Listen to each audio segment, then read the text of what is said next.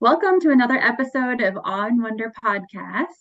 This series is all about literacy. I'm Sarah Kinsella, And I'm Brenda Del Monte. and we're here with Sharon Redmond. And we're so excited to talk to you, Sharon, about all of your experiences in your classroom with literacy and your students. So, if you don't mind starting just by introducing yourself and tell us a little bit about what you do, what you've been doing in the past several years with your class. Sure. Yeah, I am a special education teacher by trade. So I started when back in the early 90s, I'm dating myself, with in early childhood, so early childhood special education. So I have an elementary ed um, major undergrad and a special education major undergrad. So Okay. I felt like that really was a really good foundation as far as getting ready for this journey that I've been on with literacy over the past 20 Mhm. years. So I consider myself a Waddy baby. So I was right in during Waddy, which is the Wisconsin Assistive Technology Initiative that was out of Wisconsin. Mhm. And so was part of that leadership committee and started in assistive technology. And I had, we'll probably talk a little bit about this, but a love for assistive technology very, very early on. And really based on my own experiences in use with assistive technology and also my sisters. And so started with Waddy, which was such an amazing experience to be in Wisconsin. And during all of that work that, I feel like I helped contribute like a little, little sliver to. And then life gets busy and I had babies. And so it took some time off. And then we came to Washington State, and that's where I'm at right now. And started working got my master's in assistive technology through St. Norbert College in De Pere, Wisconsin. And then started as an assistive technology specialist for the Lake Stevens School District. And then life got busy again and took us overseas. And Oh, I taught in Minsk, Belarus for 2 years, which is in, wow. Central or Eastern Europe, and then in Central Asia in Ashgabat, Turkmenistan. Hmm. And there I taught gen ed. Well, actually, in Belarus, I taught everything from preschool library to high school journalism. So I kind of Oh, I Wow. wow. taught everything in between, and Hmm. then also had a couple students that came to us that were needing some extra support. So I was able to provide that. Hmm.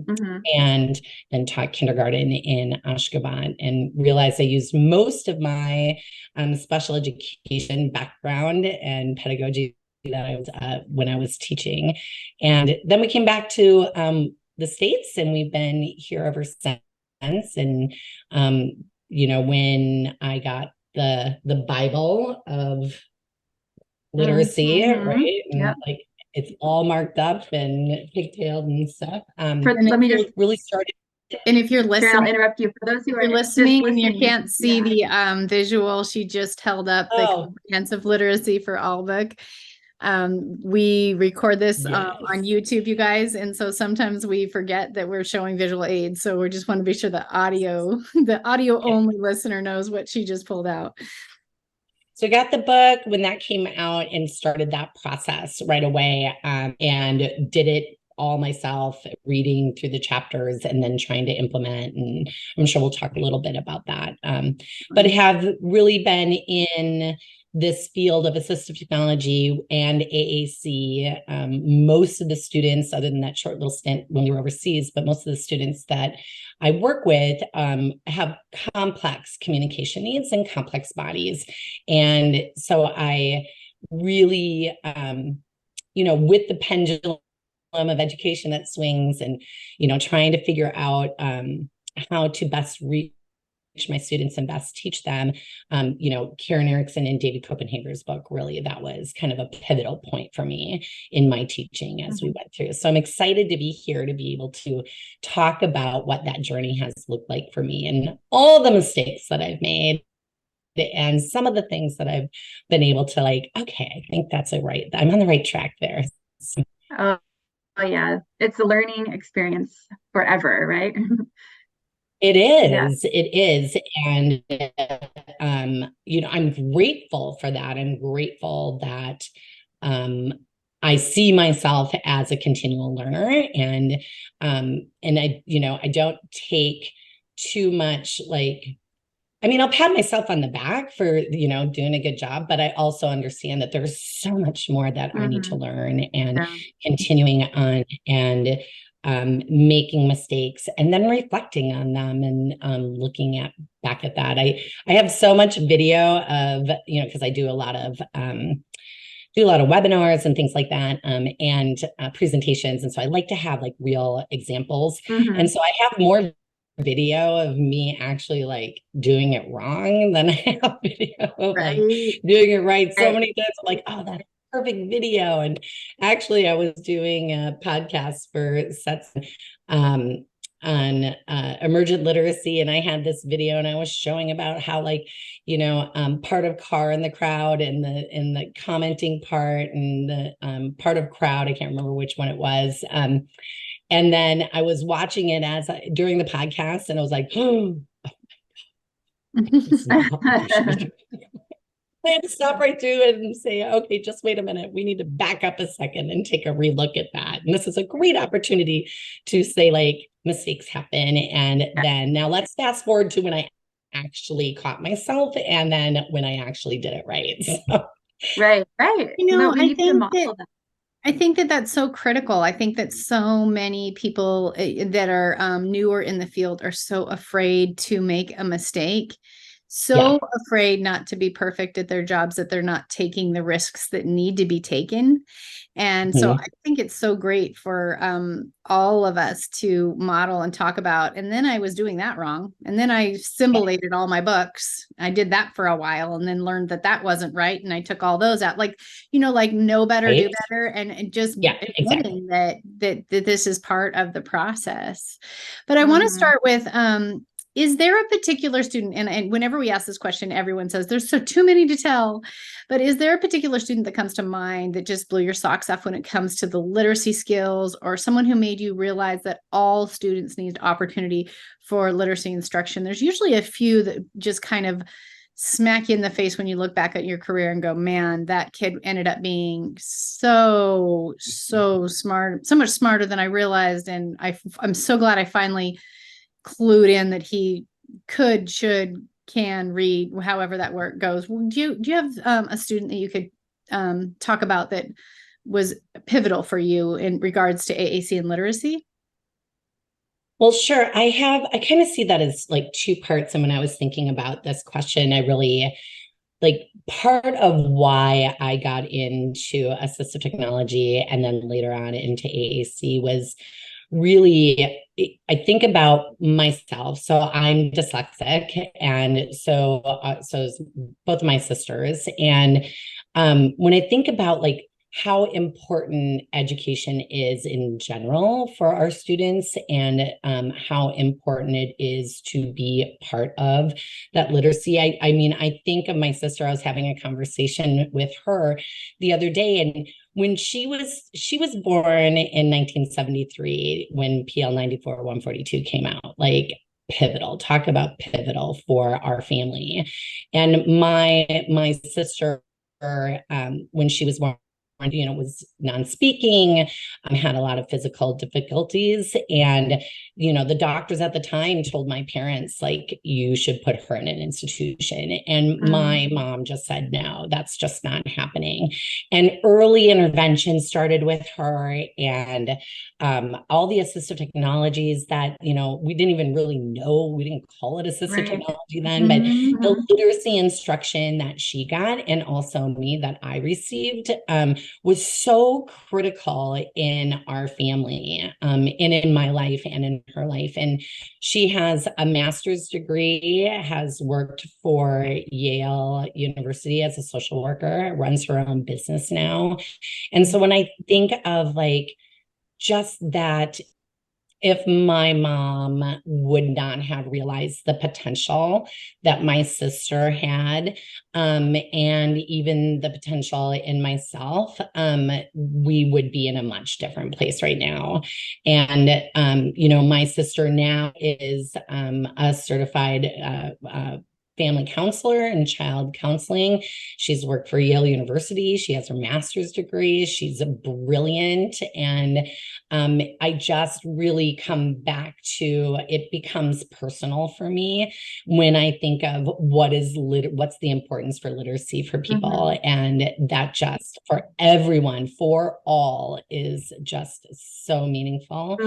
So, I mean, that's kind of a global and really personal piece. But so then the second part of your question of like those students or that one student, and you're right, there's never one, right? There's so many. And, I started out in early childhood, and I feel like early childhood special education, it's easy to bring literacy in. Go Dog Go is for everyone, right? I mean, it's just natural and it's easy. And I think, for educators that are in that early childhood realm, that was a perfect place for me to be, and being able to bring in AAC, bring in literacy, it just all flowed so naturally. Now we don't symbolize text anymore, but I used to do that. So, but it just was that was easy transition for me to start this kind of literacy journey. And then going into elementary and middle school, that's really where I have found the students that have been really been that pivotal piece for me, and that those kids that really have made their mark on my learning. But I would have to say that there's one student in particular.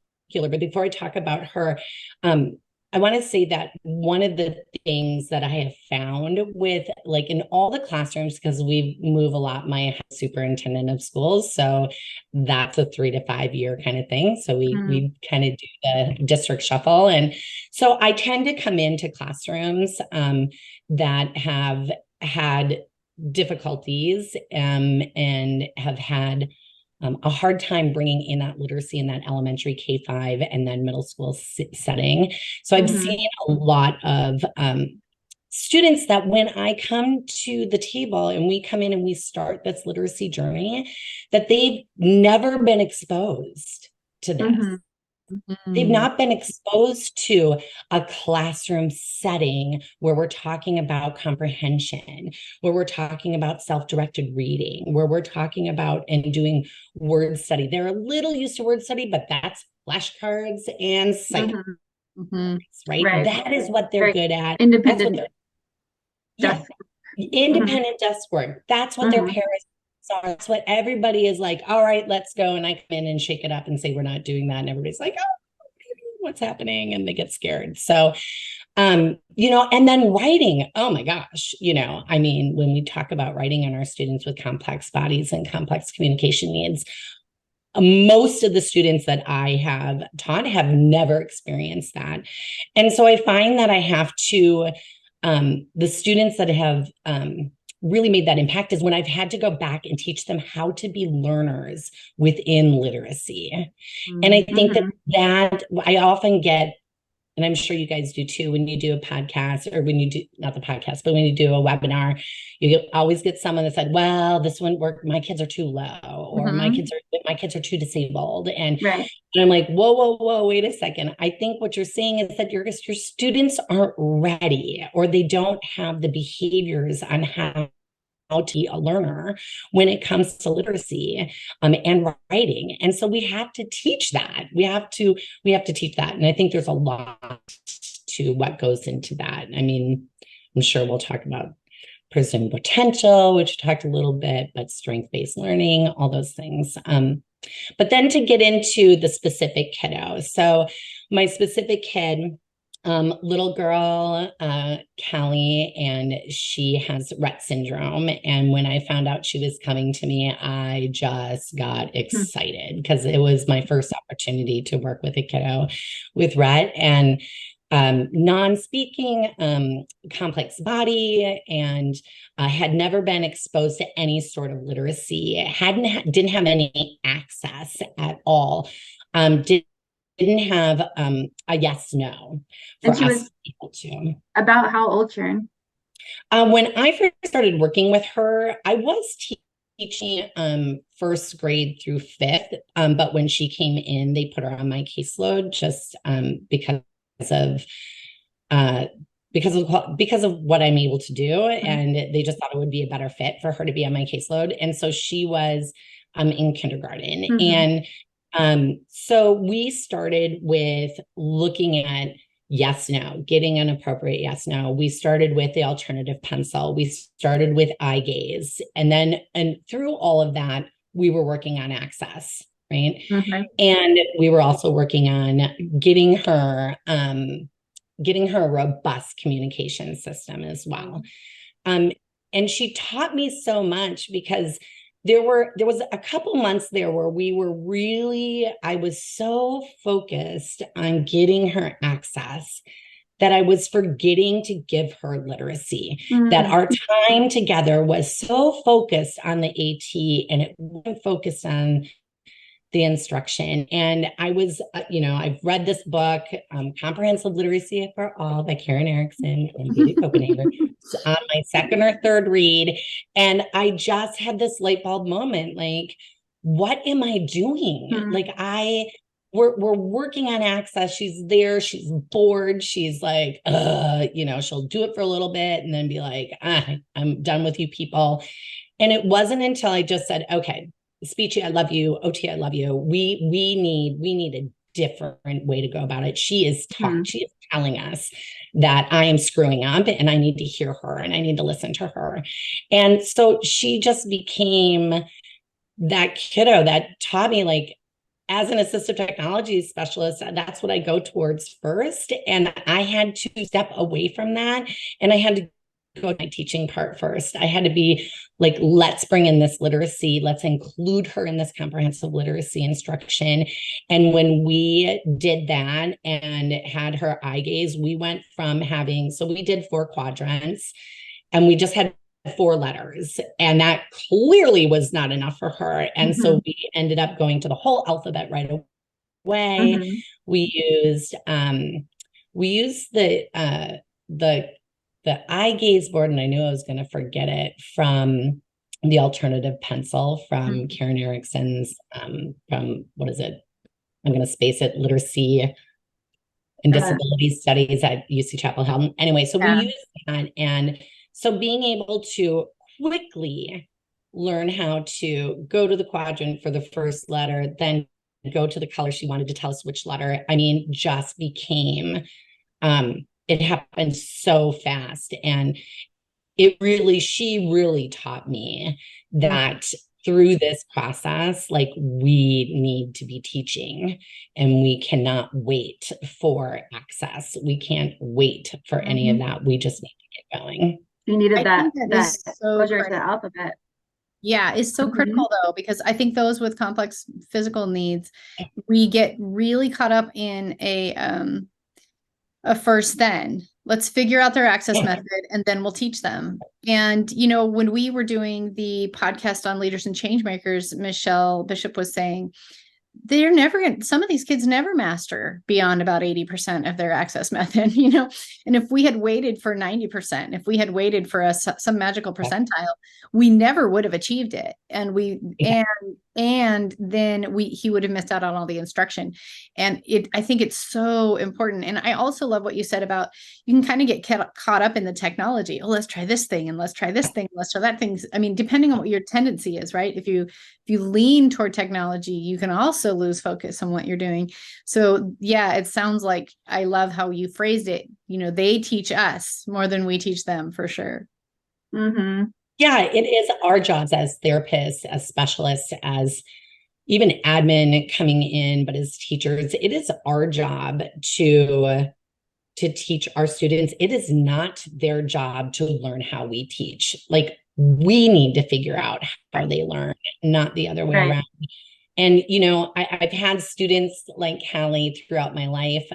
Every year there's one, but it was like during while I'm reading the Comprehensive Literacy for All, and we're really working hard. I'm super excited, and we're going to figure out this access, and we're going to give a robust communication. And I'm like, whoa, we need to do and also, right? Mm-hmm. We need Mm-hmm. both at the same time. Mm-hmm. For Yeah. sure. And it can be overwhelming, figuring out how to start. I love Yeah. how you said like on your third or fourth read of the book, because it's such a good book and there's so much to it. And then different students make you think of different things, and you get super excited about one area, and it's that and right. And there's so Yeah. many pieces Yeah. to put together. So you mentioned like the student as the focus of the work and learning from the student.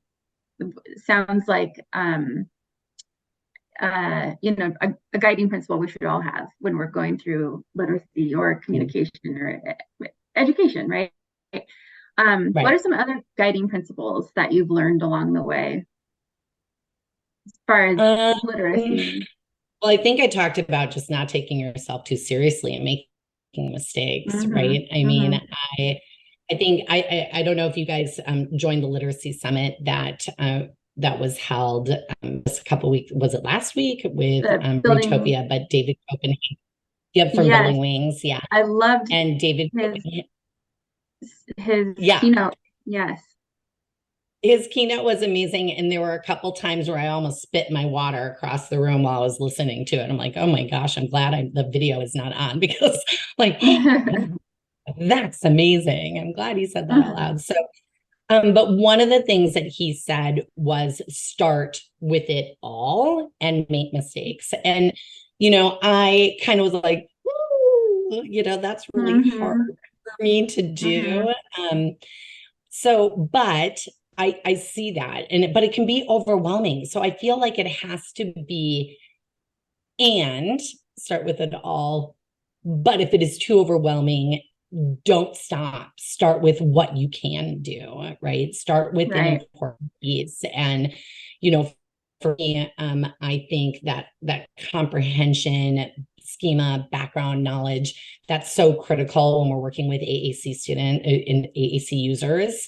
And then also that writing. I love that writing piece. It just makes me giddy when I start working with kids and we start writing and it's their first experience. So I think some guiding principles that have really been with me through the whole time is that presumed potential, and which leads into, like Caroline Musselwhite says, that leads into that presumed competence. Right.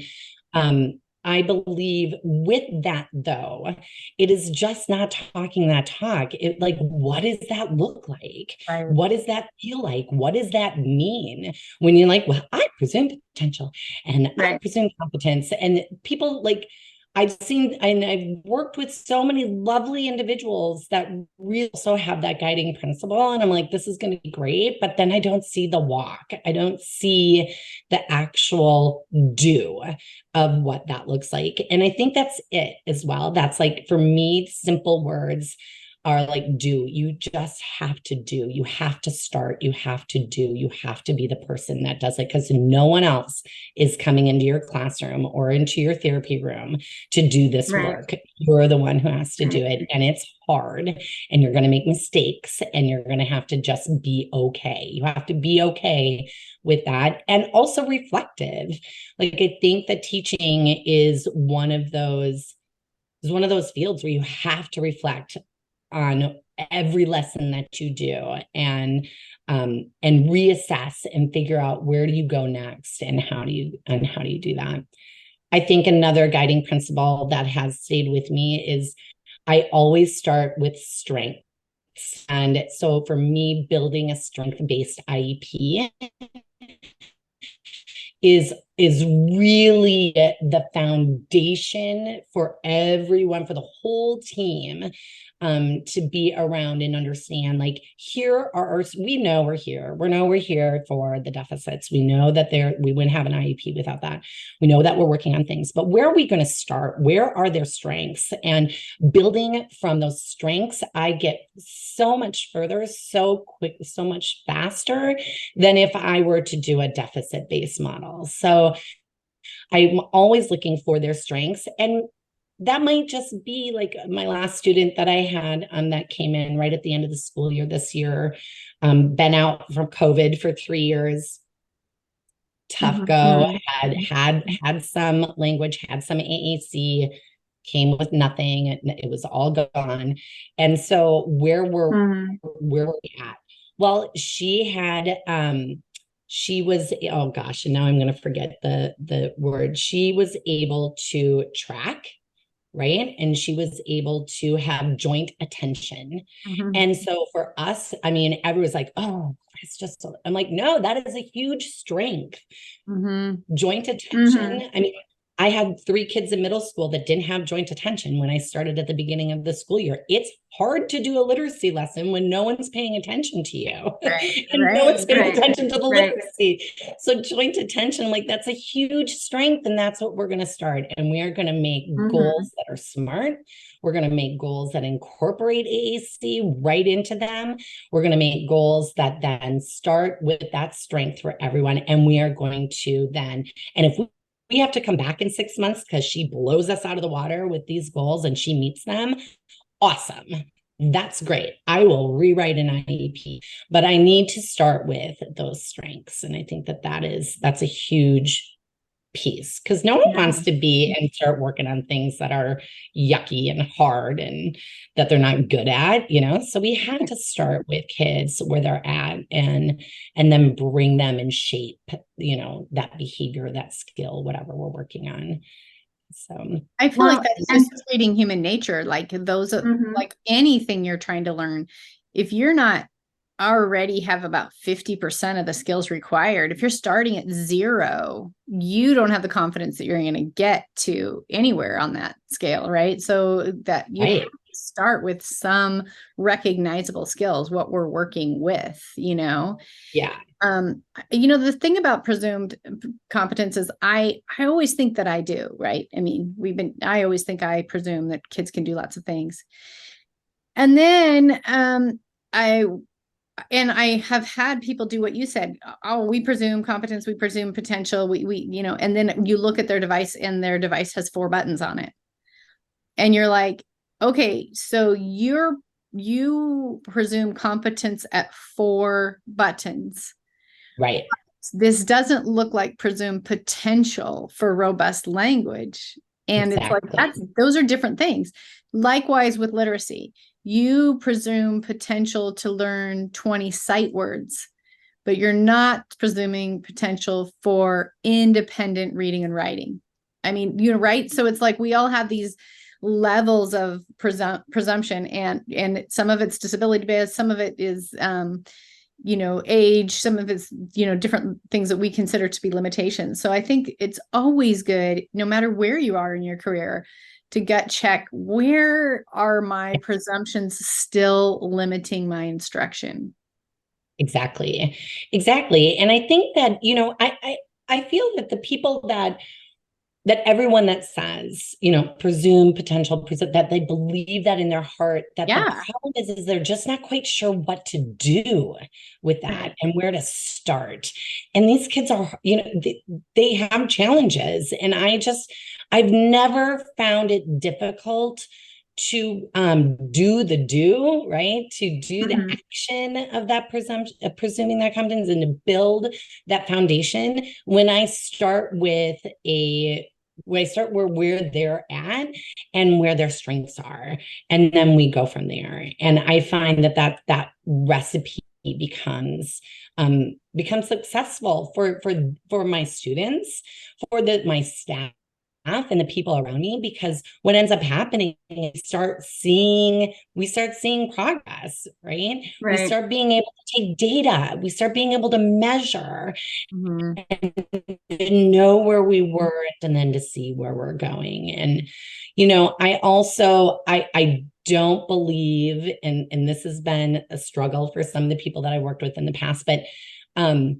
I love it when the therapists come into my room and we co-teach and we co-plan, we co-teach, we do a wrap around IP where, Mm-hmm. I'm not going to write a I'm not going to write like a social pragmatic goal without my speech and language pathologist. Like Right. It's not all I've, separate. I've seen, right? I've Mm-hmm. seen so many IEPs where this, the SEB goal, the social emotional behavioral goal is gonna, the student will have 2 exchanges with a friend, and I'm like, wait a minute, but they're only at 1 with the speech and language goal. Like we have to talk to each other. We Mm-hmm. have to coordinate. We have to write these goals and this IEP that's a wraparound. And why I think that's so important is because it gives us that foundation to start with our students in that school-based setting. Mm-hmm. I think that's huge. I think Sharon, yeah. well, I just want to ask you about that. So, you said like for teachers when you're just starting, and I'm thinking of our listeners who are new and they're thinking like, okay, I'm so excited about this and I want to get in. And you said you just kind of have to start, right? Just get in there and make mistakes and do it. What about for, like you were saying, getting their therapy, your OT and your SLP on board? What about for those teachers who are all in and they've read the book and they're excited to go, and the SLP and the OT or some, the therapists are kind of like, oh, I don't know, I think I might do my own thing over here. Like, would you have any advice about getting some buy-in with other teammates? Yeah, I mean, it's hard.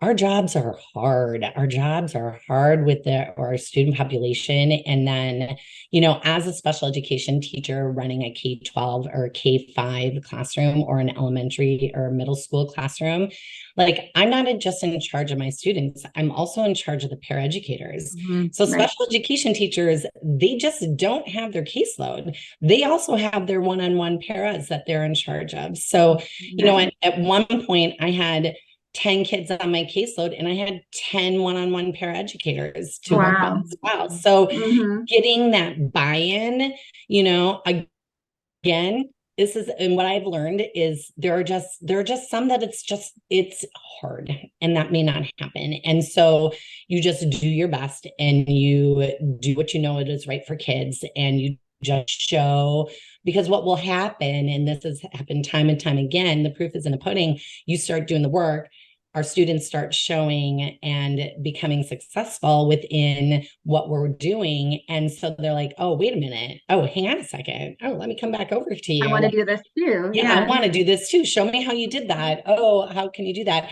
And just always having the door open and having kindness around that. Even though Mm-hmm. when you're frustrated and you're like, oh, I really wish they could be here, Right.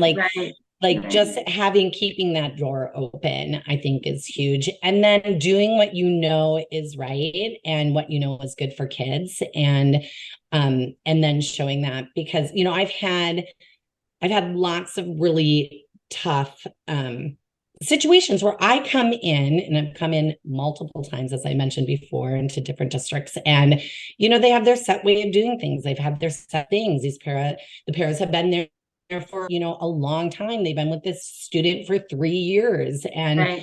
so then, who am I to come in and start shaking things up? And that can be hard. And so it's starting with a conversation. And I always, and this is kind of goes back to like a little bit of a guiding principle. Like I have high expectations for my students and for my staff, but I will never expect them to do something that I haven't taught them what to do.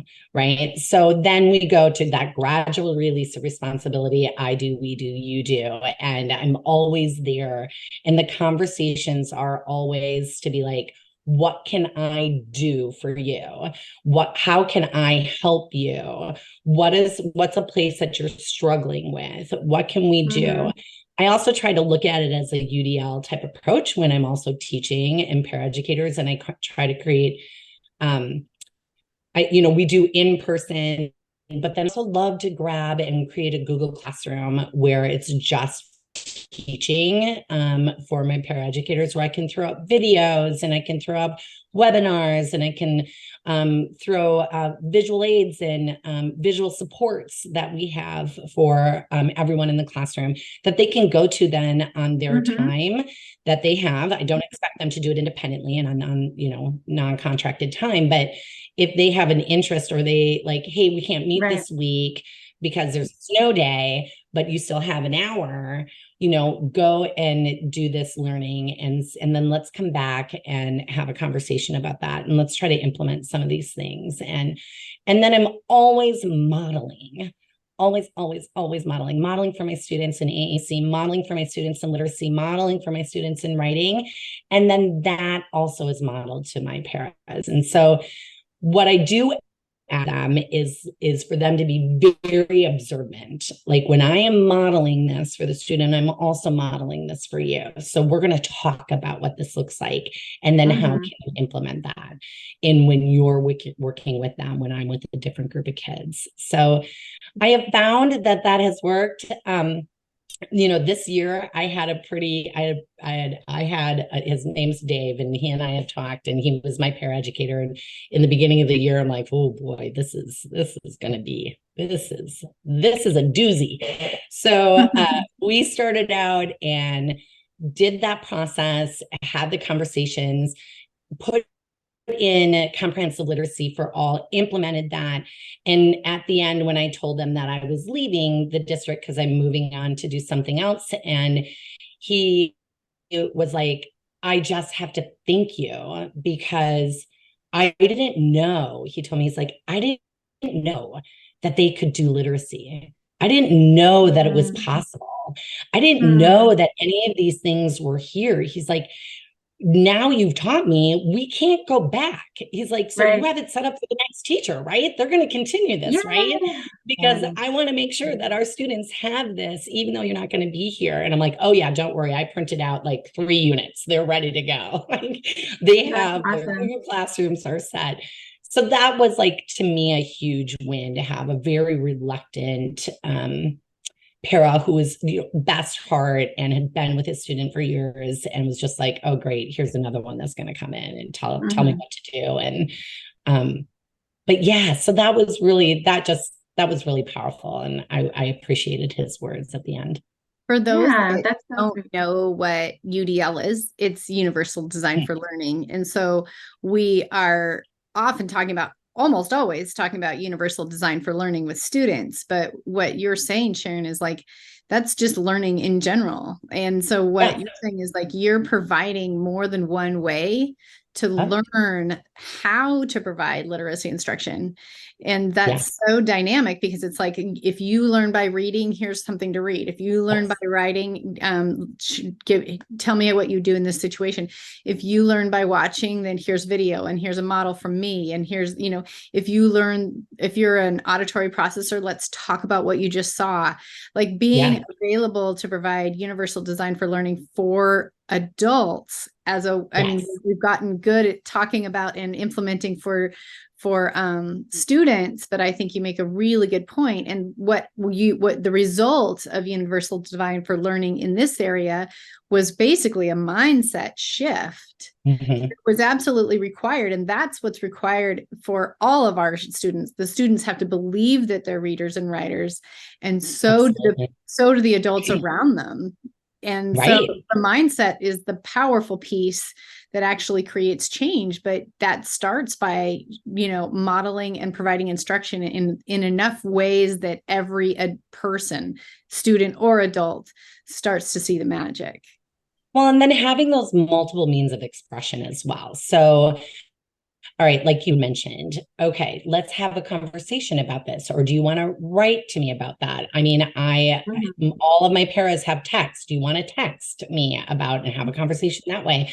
The other piece that I found is really like, people want to have everyone does. I think this is just human nature, pride in what they do. Mhm. And so then also looking at not just the strengths of my students, but looking at the strengths of my paras and saying, hey, I noticed that you really are kind of, you're really pinning on this one area and you seem to have some passion around that. Would you like to run our next PD on that? When our PLC, would you like to talk a little bit about that?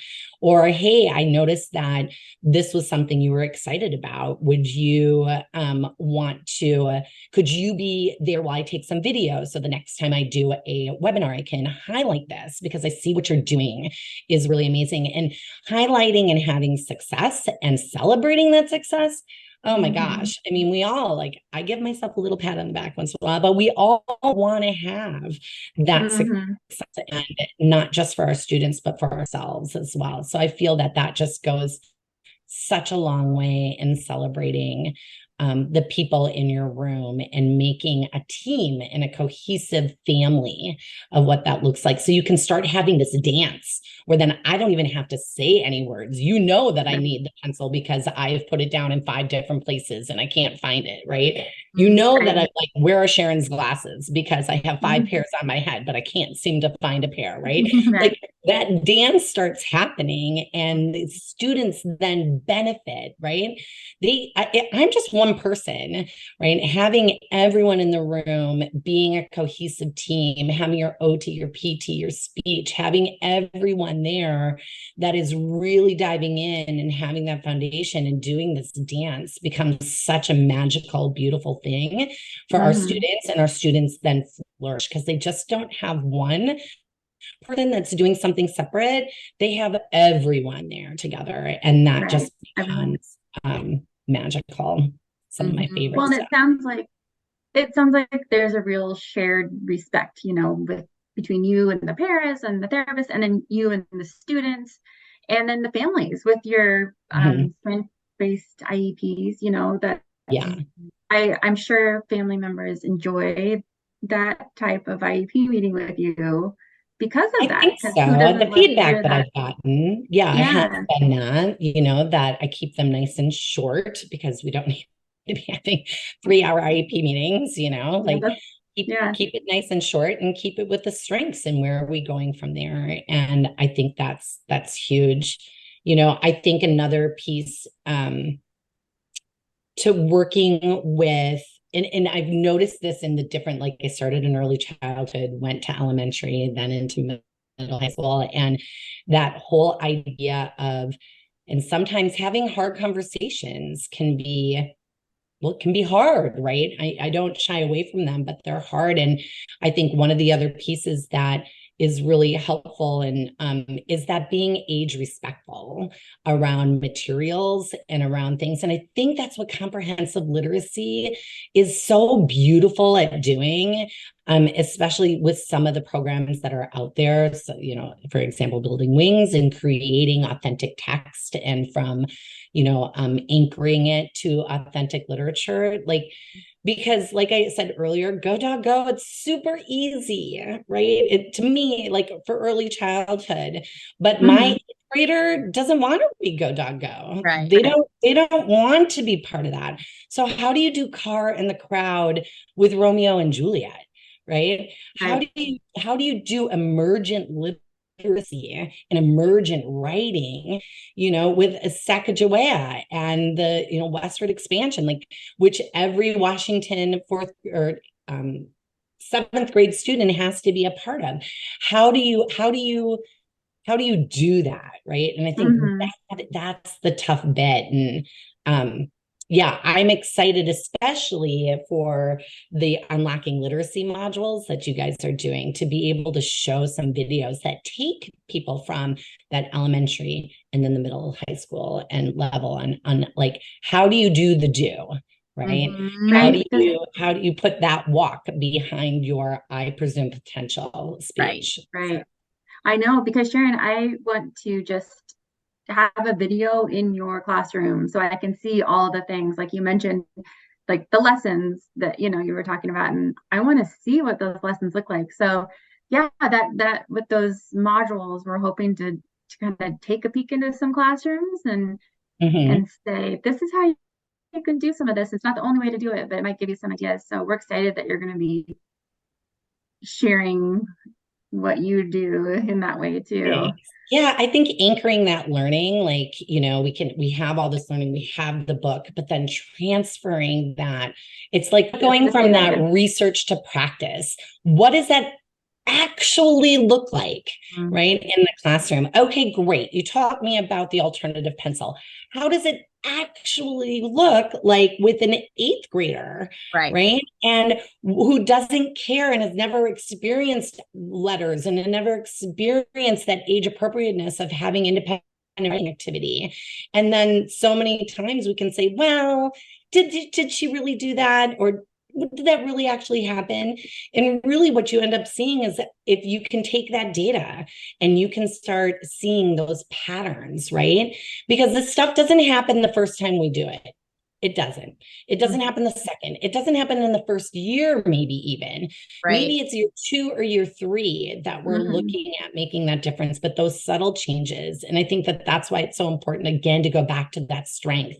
Where are they? Because sometimes we're measuring just very incremental steps. And it's important for us to know where we're at, where we start, and then where we can go. But yeah, I think walking that walk is hard if you don't know what it looks like or feels like or sounds like. And I think that those videos, even my videos that are like, oh, good golly, Miss Molly, that is not how you do it, can be really, and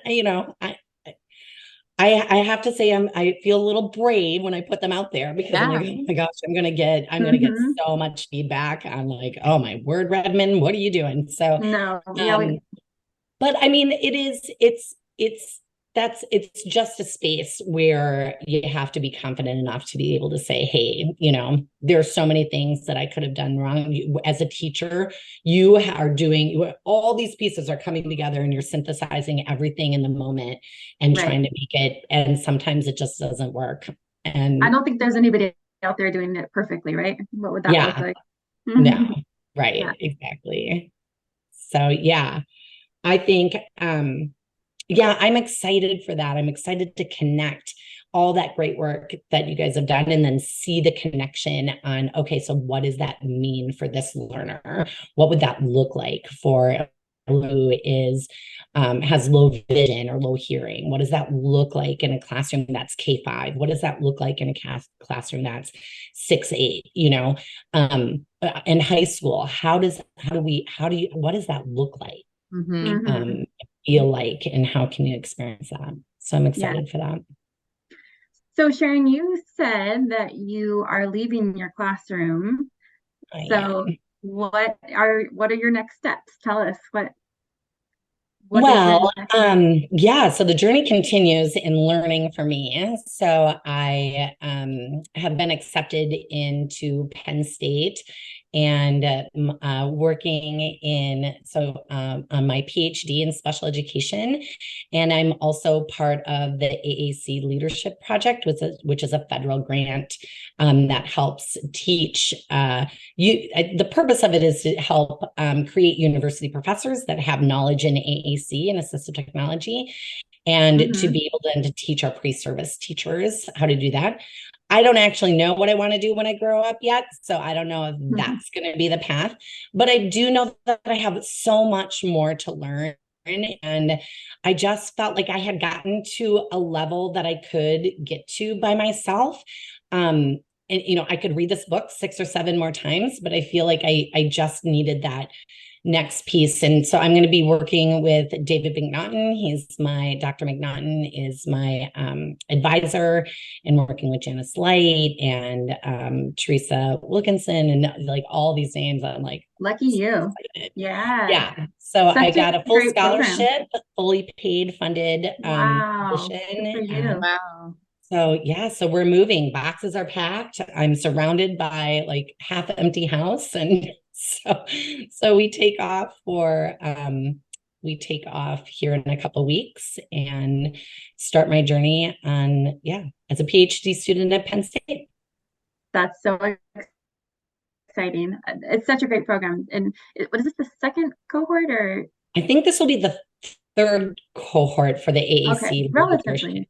Okay. project. Well, I applied a few years ago and, things at first, there wasn't funding and things weren't happening. But anyway, so now it is. And what it really came down to is I didn't want my retirement plan to be paying back student loans. So, because I'm in my 50s. So going back to school to get your doctorate, like I'm going to be with all these kids that are, just coming out of their masters from their undergrad. And so we will see. We will see how that goes. But I'm It's a excited. change. Oh, we can't wait to hear what you learn. I know, For Sharon, sure. I feel like I need to say thank you for your service because I feel like you've contributed in so many ways to the advancement of the field, in particular AAC, assistive technology and literacy, and you're still going. And that's inspiring.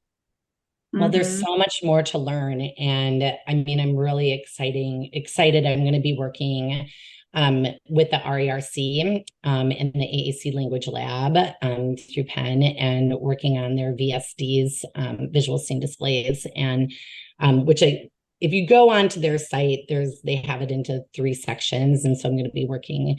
My understanding is the R1, but we'll see when I actually get to, Penn State, see how that goes. But I'm excited for that. And to bring the piece that's hard for me is being out of the classroom. So when I said, like, I don't know what I want to do when I grow up, that's it. I may want to come back to the classroom. I may want to, but I also see the power in this pre-service teaching and making sure that our teachers have what they need to be successful, to to say, I presume, I believe all means all. I believe our students can learn to read and write, but then be able to give them what does that look like and the do and how to start and where to go from there. And how to be age respectful and not have preschool toys in a middle school classroom. That would be really great. So I'm on a mission for that. Yeah. I threw them all out when I got there this year. I'm like, why are there preschool toys in the middle school classroom? We can do the same work with age respectful materials. Right. Yeah. Yeah. Well, so if people are interested in learning about comprehensive literacy for all book, get it, buy it. But also you'll be doing a book study. Tell us a little bit about that. Sure. So for the Central Washington University and SETC, the Special Education Tech Center. So I'm going to be working and doing the Comprehensive Literacy for All book study, which is going to be a free book study. And we're doing it throughout the whole year, this whole school year, 23-24 school year. So I'm not sure when this podcast will air, but if you've missed one, don't worry, jump in. We're kind of mixing it up this year as well. We're instead of going chronologically in order, what we're doing is we've taken like for an example, writing. We've taken the emergent writing and conventional writing chapters, and we are putting them together because so often our classrooms, I love how Lisa Warren talks about this. She's like, and how I experience it. I don't get to say, I'm only going to teach emergent readers, right? I'm only going to have emergent users in my classroom. That doesn't happen. We have emergent and conventional kiddos in our classroom. And then we have, like, I taught first through 5th grade, then in middle school it was 6th through 8th grade. So we have these spans of kids and spans of grades and spans of users and learners that we have to be prepared for. And so we really wanted to take that and look at it as a teaching and model based on that. So let's look at the book and let's look and have conversations based on, okay, you have a classroom and you have 12 students on your caseload, hopefully, like that. And then you have emergent and conventional readers and emergent AAC learners and users, and then traditional speaking students in your classroom. And so what does that look like, and how do we have those conversations around that?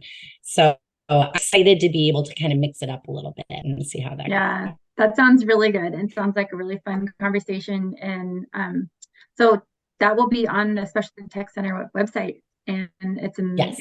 webinars, right? So Yep. They're live. So we're and going to be doing them, synchronous learning and live. So we'll read the book and then we'll come together and we'll have a discussion about what that looks like. And we'll have some guiding questions.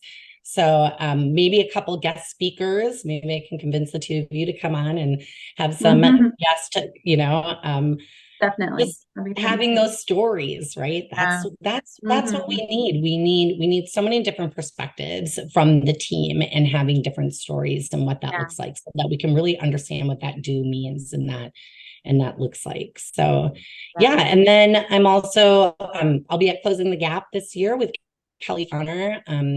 We're doing a pre-conference session on looking at VSDs, video scene displays, and visual scene displays, and kind of the trifecta of how that can benefit your learners with literacy and comprehensive literacy. With one of my favorite stories, do we have enough time to add one more story?